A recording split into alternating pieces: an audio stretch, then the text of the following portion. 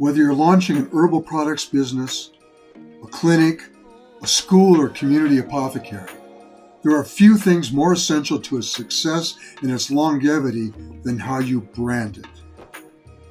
Branding is a deliberate, consistent way of presenting what we seek to offer the world.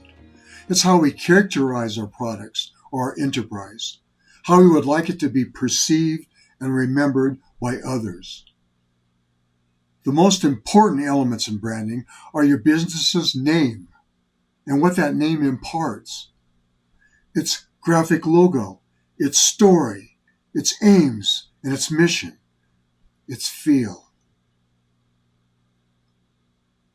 Remember that there are hundreds of herbalists right now launching new businesses, many selling products and services that are going to address similar needs and conditions as to what yours does.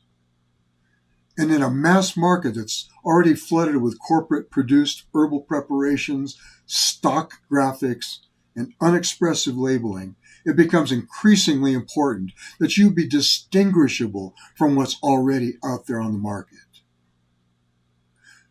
You can do this through specialized niche offerings, through distinctive as well as high-quality products presented to the world with a story that's personally expressive and a look that's vividly evocative.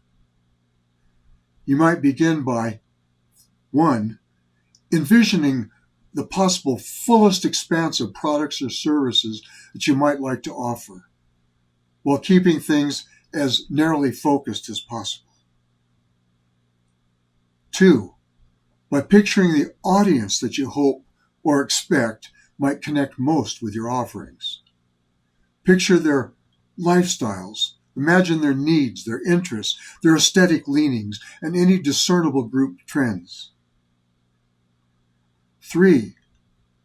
And then, by deciding on the general feel and the flavor of what you want, an overarching sensibility, intention, and ethos that your branding and the business name itself ought to suggest to people. The next and more obvious step is committing to a business name, which can easily miss the mark unless we're clear about the considerations that I just mentioned to you. And changing it later is not only an expensive proposition in terms of needing website revision, new labels and ads and so on, but it can also mean losing whatever audience recognition that you'd already gained. Before you make up your mind about this name, you might ask yourself, what's the consistent theme and feel running through all that you intend to offer? What do you hope to evoke, suggest, inform, impart, or stir with the name that you choose? If there's a name or names that you've long considered, why is it so attractive to you? And what are some other reasons for considering it besides your personal like? Have you done an internet search for your candidate names to see if they're already being used by someone with a similar biz as yours? Do they have any other connotations? Can the names you're looking at be misconstrued or triggering? How do they sound when spoken out loud? Can they be mispronounced in some regrettable way? Do they connect the listener or the reader to a physicality and an experience? Evoke an associated scent or elicit a certain sentiment? Product or program names need to elicit strong associations that draw folks to the experience of what you offer them. And likewise, business names need to evoke associations and images, physical senses and emotions, and a sense of the business and the creator that all your varied products and services can share in.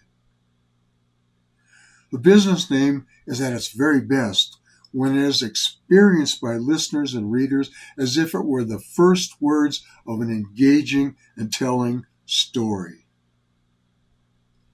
You'll want to share with them the veritable fairy tale that is your business's moment of inspiration, the passion that energizes and impels your work, the teachers and the influences that helped to feed and to form it, the steps and the struggles that were necessary in order to make the dream a sustainable reality, the magical quest at the heart of your business's deepest concerns and aims, the potion of delight that comes with a vision's practicable manifestations. At their most powerful, your branding and graphics will suggest enticing worlds that seem at once both remarkably familiar and traditional, strangely new and exotic, featuring comforting ports of perceptual entry as well as launching pads to the previously unknown and the wondrously possible. This is true whether you're offering an academic course, selling a medicinal balm of some sort, or enticing customers into a neighborhood shop with its mixed ambiance of pleasure and healing. You might consider, what were the interests or the concerns that led to you creating your business or your products in the first place? What are the needs, the sensibilities, and the experiences that have helped form and define your offerings? What are your aims beyond a financially successful or sustainable enterprise? What do you believe is valuable about your offerings? What do you hope that they accomplish or make possible for the buyers, the clients, or the students? In what ways are your offerings similar to ones already on the market, and in what ways are they different in both substance and presentation? What are most satisfying, amazing, and/or exciting elements in the story? What might be the happily ever after of your envisioned enterprise fairy tale? Your answers to such questions are important, not least of which, because the longer that you represent yourself in certain ways, the more permanently it will be set into people's minds. And this is a problem if you decide that your name or story no longer fits what you want to present to the world later. But it'll be a great benefit if you continue to give what your brand currently communicates. Effective branding can at a single glance alert folks to its story, bringing to mind a relatable remedy, a service, a source, or a purpose with a recognizable aesthetic that your targeted consumer demographic can relate to and potentially identify with. Lastly, many product lines, shops, and schools are successful in part due to the ways in which the herbal entrepreneur adds their personality and thus makes it feel personal.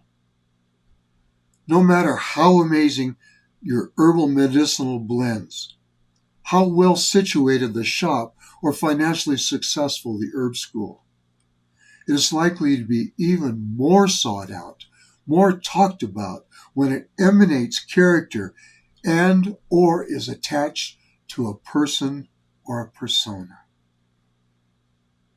No matter what it is that you sell or do, remember that one of the most defining ingredients will always be you.